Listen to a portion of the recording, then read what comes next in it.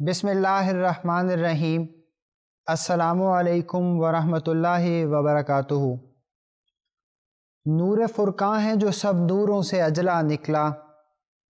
پاک وہ جس سے یہ انوار کا دریا نکلا۔ یا الہی تیرا فرقاں ہے کہ ایک عالم ہے، جو ضروری تھا وہ سب اس میں مہیا نکلا۔ حضرت مرزا غلام احمد قادیانی علیہ السلام بانی جماعت احمدیہ نے 1880 سے 1884 کے دوران براہین احمدیہ تصنیف فرمائی، اور اس کتاب میں آپ کا جو بنیادی دعویٰ تھا وہ یہ تھا کہ آپ قرآن کریم پر ہونے والے اعتراضات اور پھر قرآن کریم کے مضامین جو دوسری تمام الہامی کتابوں میں افضلیت رکھتے ہیں ان کا بیان کرنا تھا۔ ہم نے اپنے گزشتہ 5 پروگراموں میں ایک اجمالی سا جائزہ لیا ہے براہین احمدیہ کے 4 حصوں کے مضامین کے بارے میں، ان حالات کا ذکر کیا جن میں یہ کتاب لکھی گئی۔ حصہ اول جس میں اشتہار تھا اس کا ذکر کیا گیا، حصہ دوم جس میں 4 فوائد، 4 ضروریات، 6 فوائد اور 10 حاشیوں کا ذکر کیا، اور حصہ سوم اور حصہ چہارم میں موجود تمہیدات اور حاشیہ نمبر 11 کی 10 وساوس اور پھر 4 حاشیہ در حاشیوں کا ذکر کیا ہے۔ آج کا پروگرام جو اس سلسلے کا آخری پروگرام ہوگا، اس میں ہماری کوشش یہ ہے کہ جسے کہتے ہیں نا کہ مشتہس خروارے کے طور پہ ایک ہیرے جواہرات کی تھیلی ہے، جس میں سے چند ہیرے آپ کے سامنے ہم پیش کرنے کی کوشش کریں گے کہ حضرت مسیح موعود علیہ السلام نے قرآن کریم کی 66 کے قریب صورتوں کی دسیوں کی تعداد میں آیات پیش کر کے اپنی ہر دلیل اور اس کو آگے وضاحت بھی قرآن کریم کی آیات کی روشنی میں فرمائی ہے۔ چنانچہ اس پہلو کو مد نظر رکھتے ہوئے اس پروگرام میں ہم براہین احمدیہ کے مضامین کا کچھ نہ کچھ حصہ آپ کے سامنے پیش کرنے کی کوشش کریں گے۔ ہمیشہ کی طرح میرے ساتھ اس پروگرام میں شرکائے گفتگو ہیں محترم مجیب الرحمان صاحب ایڈوکیٹ اور محترم عطا المومن زاہد صاحب۔ مومن صاحب، ہمارے سامنے یہ صورت نظر آ رہی ہے کہ حضرت مسیح موعود علیہ السلام اس زمانے میں، جس زمانے میں اسلام کے اوپر اور خاص طور پہ قرآن کریم کے اوپر پے در پے الزامات لگائے جا رہے ہیں، اور حضرت مسیح موعود علیہ السلام ایک چیلنج، ایک کتاب تصنیف فرماتے ہیں اور اس میں ہر جگہ قرآن کریم کو پیش فرماتے ہیں۔ اس ضمن میں براہین احمدیہ کی جس عظیم الشان خوبی کا میں ذکر کرنا چاہتا ہوں وہ یہ ہے کہ حضور نے جو علم کلام کا ایک عظیم الشان اصول بیان فرمایا تھا کہ بحث مباحثے کے مذاہب کے دوران مابین بحث مباحثے کے میدان میں ہر مذہب اپنا دعویٰ اور اس کے ثبوت میں جو بھی دلیل پیش کرے وہ اپنی الہامی کتاب سے پیش کرے۔ اس اصول کو جس قدر خوبی سے حضور نے اس کتاب میں استعمال کیا ہے اس کی نظیر نہیں ملتی، اور حضور نے چھوٹے سے چھوٹے دعوے اور چھوٹی سے چھوٹی دلیل کو بھی قرآن مجید کی آیات سے ثابت کیا،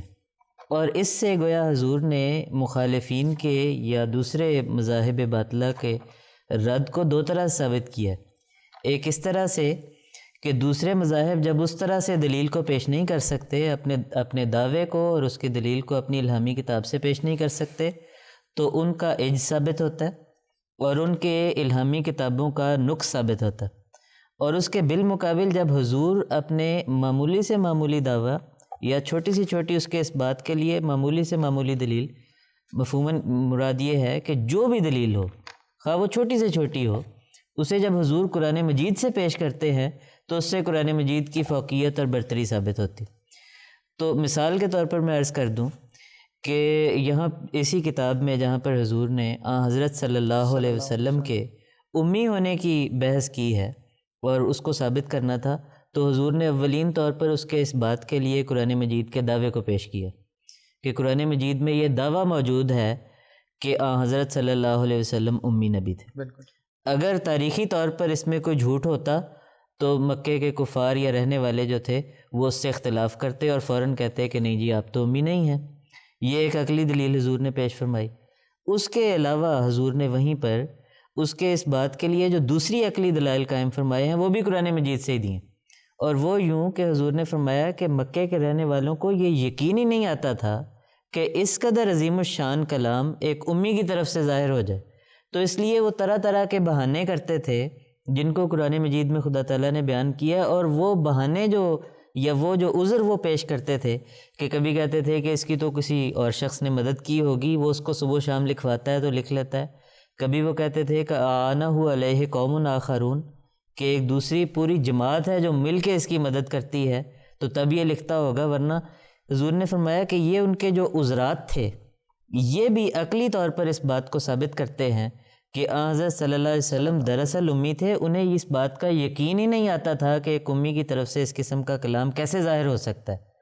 تو حضور نے گویا اس بات کے ثابت کرنے کے لیے تمام جو عقلی دلائل ہیں وہ قرآن مجید سے پیش کی ہیں۔ تو یہ جو خوبی ہے براہین احمدیہ کی، یہ براہین احمدیہ کو دوسری تمام کتابوں سے ممتاز کرتی ہے، کیونکہ ہر ایک چیز جب قرآن مجید سے پیش ہوتی ہے تو دراصل قرآن مجید کی صداقت ہے جس کو حضور نے دنیا کے سامنے پیش کیا۔ مومن صاحب یہی وہ ایک یونیک بات ہے، انفرادی بات ہے، جس کی وجہ سے لوگ یہ کہنے پر مجبور ہو گئے کہ 1400 سال میں جس طرح حضرت مسیح موعود علیہ السلام نے اسلام اور قرآن کریم کی خدمت کی ہے اور کسی کو یہ توفیق نہیں ملی ہے۔ مجیب صاحب، ہم ایک پروگرام میں تو چند مثال کے طور پہ ہی چند آیات یا کچھ ٹکڑے پیش کر سکتے ہیں، آپ ہمارے ناظرین کے سامنے براہین احمدیہ سے کون سا حسین ٹکڑا پیش کریں گے؟ بڑا مشکل ہے انتخاب کرنا، لیکن میں نے انتخاب کیا ہوا ہے۔ یہ جو ابھی زاہد صاحب نے فرمایا کہ حضور کے امی ہونے کا، حضور کے امی ہونے کا ذکر اس لیے ہے کہ یہ مانتے ہو تم کہ یہ امی ہے، اور یہ بھی مانتے ہو کہ باتیں امی سے نہیں ہو سکتی، تو اس کے الہام اور کلام اللہ ہونے کی دلیل ہے۔ یہ حضور کا امی ہونا قرآن کے کلام اللہ ہونے کی دلیل ہے، یہ کسی امی کا بنایا ہوا نہیں ہو سکتا تھا۔ ایک تو یہ بات۔ اب میں آپ کو بتاتا ہوں کہ حضرت مسیح موعود علیہ الصلوۃ والسلام کہتے ہیں جی کیا ہے اس کتاب میں جو پہلے 1400 سال میں نہیں تھا۔ ایک ایک آیت کا جو حضور نے معارف بیان فرمایا ہے، مثلاً حضور نے توحید کے مضمون کو لیا ہے کہ توحید جو ہے اللہ تعالیٰ واحد ہے، وہی قابل پرستش ہے، اس جیسا اور کوئی نہیں ہے، وہی ہے لا الہ الا اللہ جو ہم کہتے ہیں، اس کا دعویٰ قرآن شریف سے پیش کیا، اس کی دلیل قرآن شریف سے پیش کی، ایک ہی آیت سے یا 2 آیات سے پیش کی ہیں، اور وہ پڑھنے والا مضمون ہے۔ میں کہتا ہوں مجھے اتفاق ہوا ہے متقدمین کی تفاسیر دیکھنے کا، متاخرین کی تفاسیر دیکھنے کا، ازمنہ وسطیٰ کی تفاسیر دیکھنے کا اتفاق ہوا ہے، مجھے کہیں یہ مضمون نظر نہیں آیا۔ اور اس کی وجہ بھی یہ ہے کہ حضور ایک تو اپنے جو لدنی علم تھا اللہ تعالیٰ کے عطا ہوا تھا اس کی بنیاد پر لکھ رہے تھے، دوسرے جو اعتراض ہو رہے تھے وہ لوگ عقل کی روح سے سمجھنا چاہتے تھے۔ مثلا ایک آیت جو بنیادی آیت سمجھی جاتی ہے، عام طور پہ جب کسی کو سمجھانا ہونا کہ جی خدا کی وحدانیت کا ثبوت کیا ہے تو ہم سورہ اخلاص پڑھاتے ہیں، قل هو اللہ احد اللہ الصمد لم یلد ولم یولد ولم یکن لہ کفوا احد۔ یہ گویا بنیادی طور پر مختصر طور پر توحید کا مضمون ہے، لیکن کہ اللہ تعالیٰ کا وجود بھی موجود ہے کہ نہیں ہے اس کی بھی دلیل حضور نے قرآن شریف سے دی ہے، اور وہ ہے آیت الکرسی سے۔ بہت سی آیات حضور نے لکھی ہیں جو ہستی باری تعالیٰ کے اس کائنات کے ایک سانے کی دلیل کے طور پر پیش کرتا ہے قرآن شریف۔ ان میں سے ایک مثال آیت الکرسی کی پیش کرتا ہوں، اور ان پہ انسان پڑھتا جائے اور سر دھنتا جائے کہ حضور نے کس طریقے سے، کس خوبصورتی سے، کس گہرائی کے ساتھ اس مضمون کو بیان فرمایا۔ حضور فرماتے ہیں دیکھو، اللہ لا الہ الا هو الحی القیوم لا تاخذہ سنۃ ولا نوم لہ ما فی السماوات و ما فی الارض۔ اس کے بعد سورہ اخلاص کو کوٹ کرتے ہیں۔ حضور پہلی آیت حضور نے توحید کے بارے میں یہ لکھی ہے، اور اس میں حضور نے بیان فرمایا کہ دیکھو اللہ لا الہ الا هو، اللہ ایک ہے، اللہ معبود ہے، اس کے سوا کوئی پرستش کے لائق نہیں ہے۔ اللہ معبود ہے، اس کے یہ دلیل ہے، یہ دعویٰ ہے کہ اللہ ایک، وہ پرستش کے لائق ہے۔ وہ پرستش کے لائق کیوں ہے؟ اس کی دلیل اگر فکر میں ہے، وہ دلیل ہے وہ الحی القیوم۔ دلیل یہ ہے کہ وہ حی و قیوم ہے۔ وہ حی و قیوم جو ہے اس سے آگے کیا دلیل قائم ہوتی ہے؟ وہ فرمایا لا تاخذہ سنۃ ولا نوم لہ ما فی السماوات و ما فی الارض۔ اب اس کو حضور نے فرمایا دیکھو لا تاخذہ سنۃ ولا نوم جو ہے، پہلی بات توحید باری تعالیٰ کی دلیل ہے دوسرا اس کوئی جیسا نہیں. اس کی دلیل کیا ہے کہ وہ حی و قیوم ہے, وہ اپنی ذات میں قائم ہے اور اس کے بغیر کوئی چیز قائم نہیں رہ سکتی. ہمیشہ سے ہے, ہمیشہ رہے گا, اس کو کسی سہارے کی ضرورت نہیں. وہ زندہ ہے,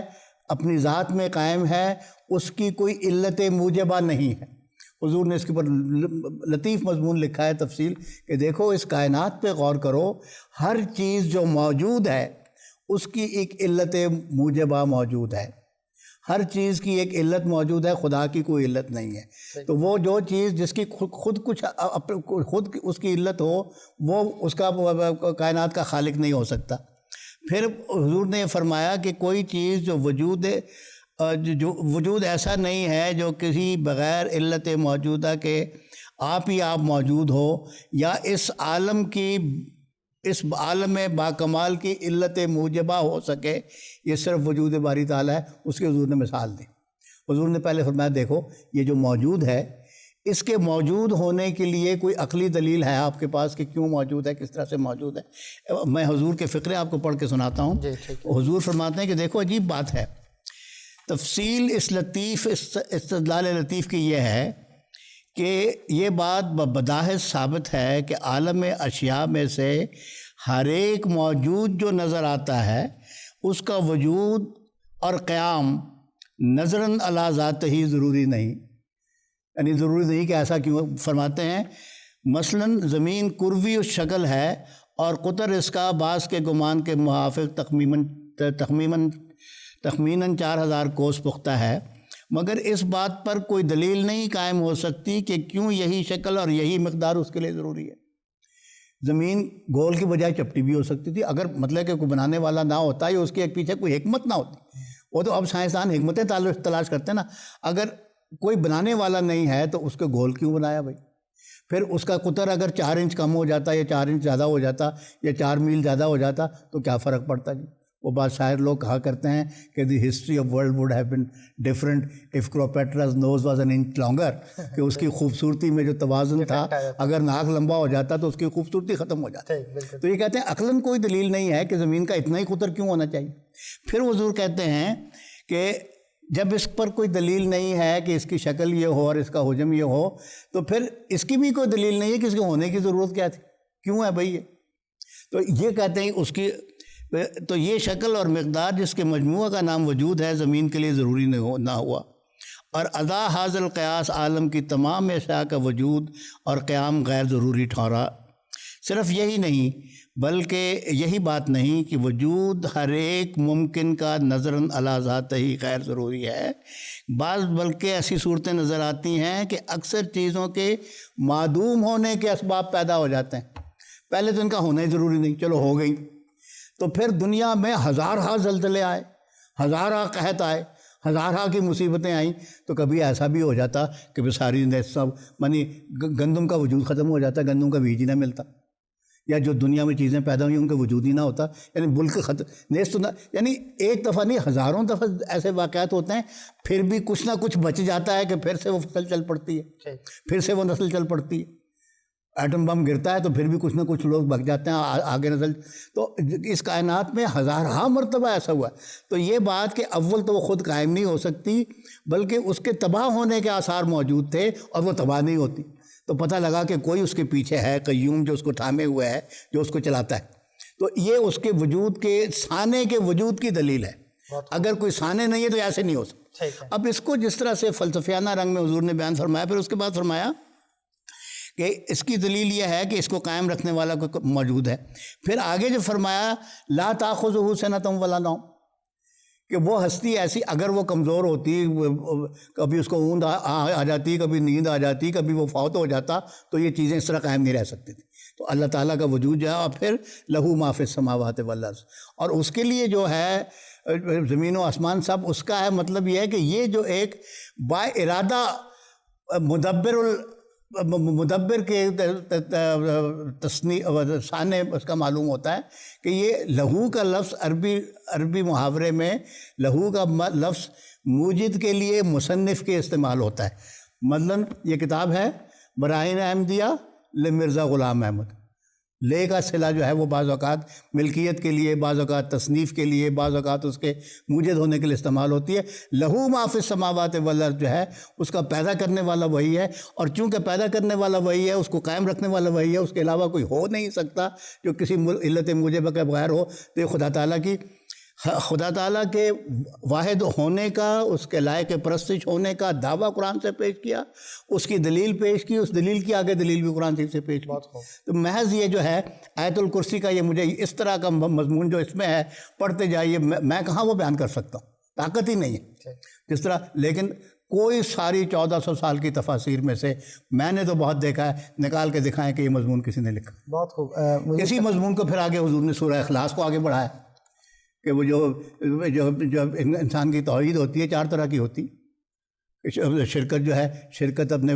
تعداد میں ہو، شرکت اپنے صفت میں ہو، شرکت اپنے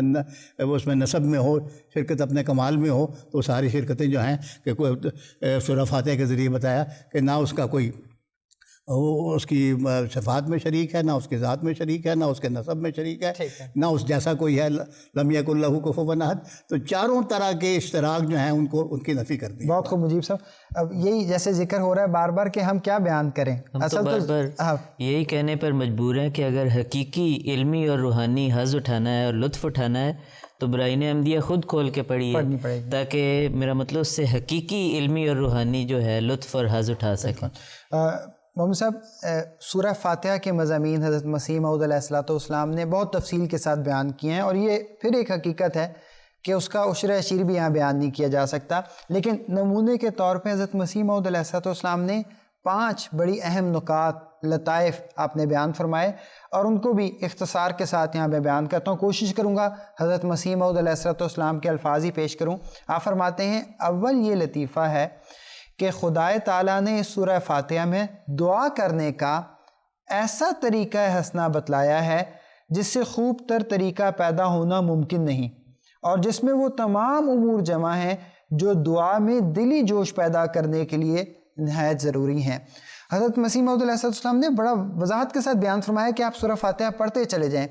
الحمدللہ رب العالمین الرحمن الرحیم مالک یوم الدین، پہ ایاک نعبد و ایاک نستعین، اور اہدنا الصراط المستقیم صراط الذین انعمت علیہم غیر المغضوب علیہم ولا الضالین آمین۔ وہ تمام درجہ بدرجہ باتیں بیان کی گئی ہیں۔ دوسرا نقطہ جو بیان کیا گیا ہے وہ بھی بڑا اہم ہے۔ فرماتے ہیں، ہدایت کے قبول کرنے کے لیے پورے اسباب ترغیب بیان فرمائے ہیں، کیونکہ ترغیب کامل جو معقول طور پر دی جائے ایک زبردست کشش ہے۔ اور پھر آپ نے آگے بیان فرمایا کہ 3 طرح کی ترغیبیں ہیں جو ضروری ہیں کامل ترغیب دینے کے لیے۔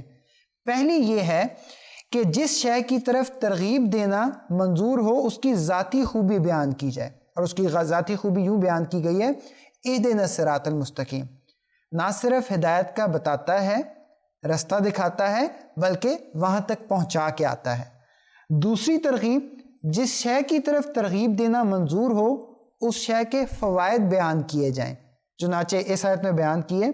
صراط الذین انعمت علیہم، کہ دیکھو ماضی کی مثالیں دیکھ لو، وہ لوگ جو پہلے سالکوں پر انعام کیے گئے اور انبیاء پر، صلحاء پر، وہ تمہارے سامنے ہیں۔ اور ترغیب کے لیے تیسری بات جو ضروری ہے وہ یہ ہے کہ جس شے کی طرف ترغیب دینا منظور ہو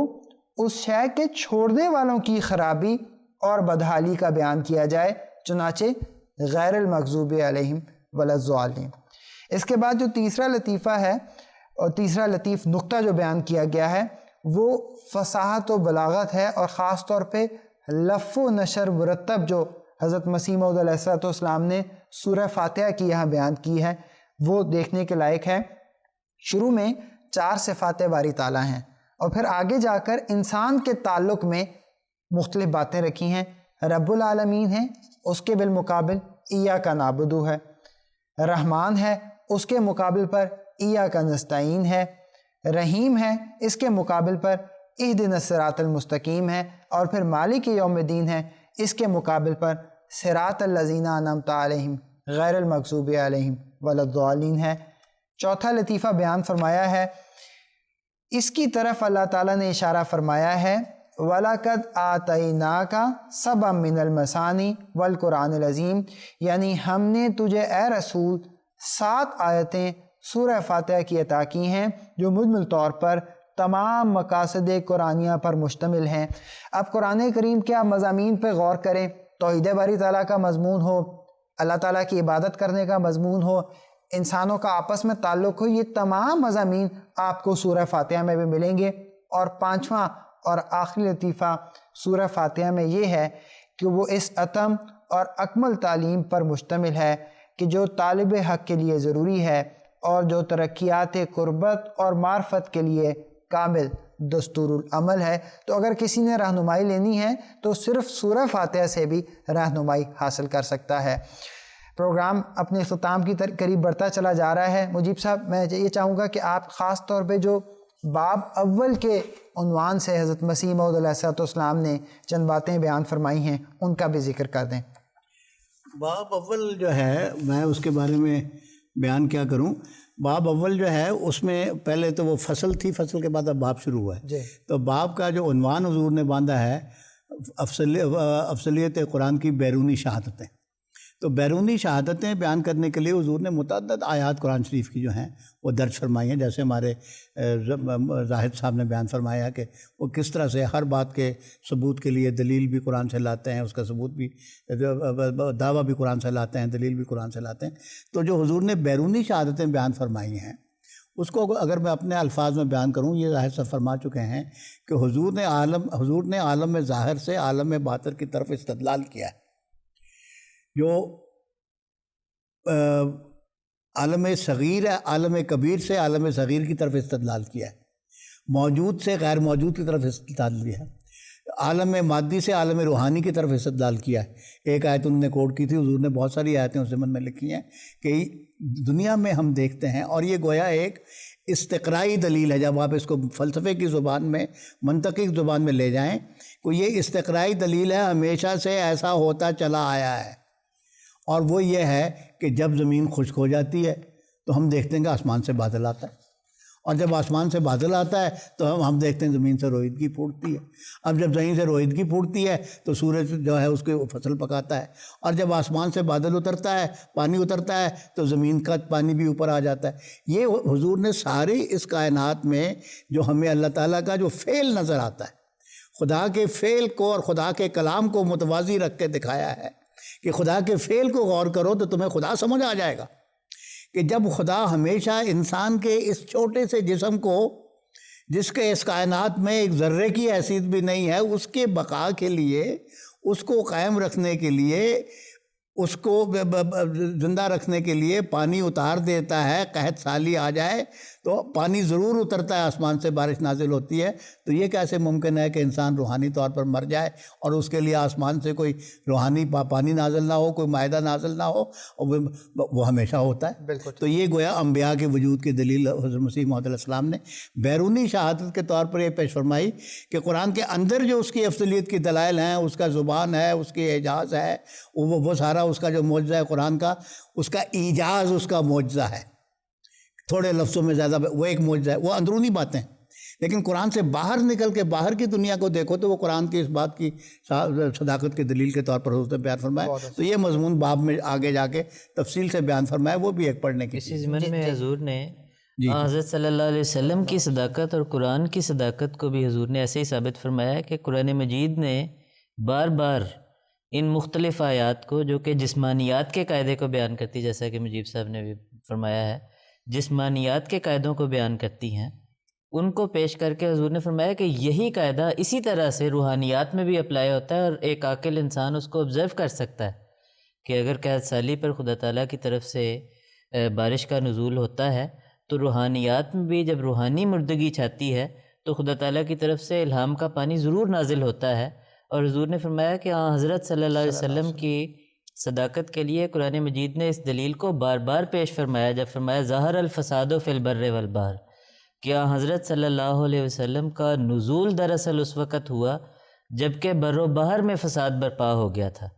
اور اب اس فساد کے دور کرنے کے لیے کسی ایک مسئلے کا آنا ضروری ہو گیا تھا، جیسا کہ جسمانیات میں آپ یہ قاعدہ آبزرو کرتے ہیں۔ اسی طرح حضور نے رات اور دن کے اختلاف کو بھی پیش فرمایا کہ اس میں بھی عقل کے لیے نشانیاں ہیں، اور ایک بیرونی شہادت کے طور پر حضور نے اس کو بھی پیش کیا کہ جب بھی یہ خدا تعالیٰ کا قانون ہے کہ جب بھی کہ ظلمت اور نور، حضور فرماتے ہیں کہ علی سبیل التبادل دنیا میں دور کرتے رہتے ہیں، باری باری آتے رہتے ہیں۔ جب نور اپنے کمال کو پہنچ جاتا ہے تو ظلمت قدم بڑھاتی، اور جب ظلمت اپنے انتہائی درجے کو پہنچ جائے تو نور اپنا پیارا چہرہ ضرور دکھلاتا ہے۔ تو حضور نے فرمایا کہ حضرت صلی اللہ علیہ وسلم کے نزول کو قرآن مجید نے بابرکت قرار دیا اس طرح سے کہ گویا جب ظلمت اپنے کمال کو پہنچ گئی تھی تو اس قدر کی رات میں ہم نے خدا تعالیٰ فرماتا ہے کہ ہم نے اپنے پیارے نبی کو دنیا کی رہنمائی اور ہدایت کے لیے بھیجا کہ انا انزلناہ فی لیلۃ القدر، کہ جب ظلمت اپنے کمال کو پہنچ گئی تھی تو سب سے کامل مصلح کی ضرورت پیدا ہو گئی تھی، تو لہٰذا ہم نے اس کامل مصلح کو اور اس کو عطا کی جانے والی کتاب کو ہم نے اس موقع پر نازل کر دیا۔ ليلۃ القدر کا جو روحانی مضمون حضور نے بیان فرمایا وہ ایک اپنے جگہ ایک خاصے کی چیز ہے۔ مجیب صاحب، ہم نے اس سلسلے میں 6 پروگرام کیے، یہ ہمارا 6واں اور آخری پروگرام ہے۔ مضامین تو بہت سارے ہیں جن کے اوپر گفتگو ہو سکتی ہے، لیکن بہرحال ہم اپنے اس پروگرام کے سلسلے کو یہاں پہ ختم کریں گے۔ تو آخر میں جاتے جاتے ہمارے ناظرین کو براہین احمدیہ کے بارے میں، ہماری ساری گفتگو کے بارے میں آپ اگر کچھ کہنا چاہیں۔ میں مختصر گویا اس کو میں سمیٹ دیتا ہوں بات کو، کہ حضور نے خود بیان فرمایا کہ ہم متقدمین کی خدمات کے معترف ہیں، اس سے انکار نہیں کرتے، لیکن ان کا زمانہ منقولی تھا، ان کو یہ مسائل نہیں تھے، ہمارا زمانہ معقولی ہے، لہٰذا یہ کتاب بہرحال پہلی تفسیروں سے الگ ہے اور نمایاں ہے۔ پھر حضور نے اس کتاب کے بارے میں فرمایا، یہ کتاب جو ہے کشفاً حضور کو اس کتاب کا نام قطبی بتایا گیا ہے، قطب ستارے کی حیثیت رکھتی ہے، اور میں نے کسی پروگرام میں اس کے دوران میں نے عرض بھی کیا تھا کہ فلسفہ اور دہریت اور مادیت کے صحراؤں کے اندھیری راتوں میں براہین احمدیہ ایک قطبی ستارے کی حیثیت رکھتی ہے جو ان اندھیری راتوں میں منزلوں کی رہنمائی کرتی ہے۔ براہین احمدیہ ایک رہنما ہے، ایک قبلہ نما ہے، اس کو پڑھیں گے تو بنیادی سارے مسائل جو دہریت اور مادیت کے تاریکیاں ہیں دور کرنے کے لیے اس کو ملیں گے، اس میں سے ملیں گے، اس میں سے تلاش کرنے پڑیں گے، ہیں موجود، ہمیں اس کو توجہ کرنی پڑے گی۔ پھر اس کے بعد حضور نے، ہم اگر متقدمین کی تفاسیر کو دیکھیں، میں عرض کر رہا تھا فرق کیا ہے، متقدمین کی تفاسیر اپنے وقت کے مطابق بڑی خدمت کی انہوں نے، ان میں یا تو مسائل تھے جیسے احکام القرآن ایک تفسیر ہے، پھر یا اس میں بعض روحانیات کے تصوف کے مسائل تھے، بعض تفاسیر میں ہمیں زیادہ بحثیں صرف شان نزول کے بارے میں ملتی ہیں، گویا تاریخی طور پر وہ تفسیر تاریخ کو بیان کر رہی ہیں، بعض تفاسیر ایسی ہیں جن کا مزاج جو ہے مفسرین کا وہ فقہ کی طرف گیا ہے، مسائل کا استنباط کیا ہے، فقہی مسائل نکالے ہیں اور فقہ کی باریکیاں نکالنی ہیں، دنیاوی احکام نکالے ہیں، سزا کے احکام نکالے ہیں، اور یہ جو حدود کے احکام اس میں سے نکالے ہیں، ساری توجہ ان کے اوپر رہی ہے۔ بعض ایسے ہیں جن کی جو توجہ ہے وہ تصوف کے مضامین کی طرف رہی ہے، ایسے بھی ہیں بعض مفسرین جن کا جو ہے توجہ وہ کلام کی طرف رہی ہے، متکلمین بھی ہیں مفسرین میں سے، لیکن حضرت مسیح موعود علیہ السلام کی کتاب ان سب سے نمایاں ہے۔ جو مسائل حضور نے دہریت اور عقل اور سائنس کے مقابل میں، اور حضرت مسیح موعود علیہ السلام کی اس کتاب کے مضامین جو ہیں، سائنس اللہ تعالیٰ کا فعل ہے، الہام اللہ تعالیٰ کا قول ہے، الہام اور عقل ایک دوسرے کے رفیق ہے، جیسے آنکھ بغیر روشنی کے نہیں دیکھتی، عقل بغیر الہام کے نہیں دیکھتی، یہ ایسے مضامین ہیں سارے۔ تو یہ ان مضامین کا خلاصہ ہے جو ہم نے پیش کر دیا ہے۔ مقصد صرف یہ ہے کہ براہین احمدیہ ایسی چیز ہے جس کو ہمارے سرانوں پہ رہنا چاہیے، اس کو پڑھیں، اس پہ غور کریں، اس پہ تدبر کریں، تو ہمارے لیے بہت سی فلاح کی راہیں اور علم کے نئے نئے راستے اور علم کے نئے نئے دروازے ہمارے لیے کھلیں گے۔ آخر دعوانا، بہت بہت شکریہ مجیب صاحب۔ ناظرین و سامعین، اس کے ساتھ ہی ہم اپنے پروگرام کے اختتام پر پہنچ چکے ہیں۔ آخر میں حضرت مسیح موعود علیہ السلام نے جو اس کتاب کے آخری صفحہ نمبر 673 پہ ایک عبارت تحریر فرمائی ہے، اس کا کچھ حصہ پیش کر کے اجازت چاہوں گا۔ عنوان ہے ہم اور ہماری کتاب۔ حضرت اقدس مسیح موعود علیہ السلام فرماتے ہیں، ابتدا میں جب یہ کتاب تالیف کی گئی تھی اس وقت اس کی کوئی اور صورت تھی، پھر بعد اس کے قدرت الہیہ کی ناگہانی تجلی نے اس احقر بات کو موسیٰ کی طرح ایک ایسے عالم سے خبر دی جس سے پہلے خبر نہ تھی، یعنی یہ عاجز بھی حضرت ابن عمران کی طرح اپنے خیالات کی شب تاریک میں سفر کر رہا تھا کہ ایک دفعہ پردہ غیب سے انی انا ربک کی آواز آئی اور ایسے اسرار ظاہر ہوئے کہ جن تک عقل اور خیال کی رسائی نہ تھی۔ سو اب اس کتاب کا متولی اور محتمم ظاہراً و باطناً حضرت رب العالمین ہے، اور کچھ معلوم نہیں کہ کس اندازہ اور مقدار تک اس کو پہنچانے کا ارادہ ہے، اور سچ تو یہ ہے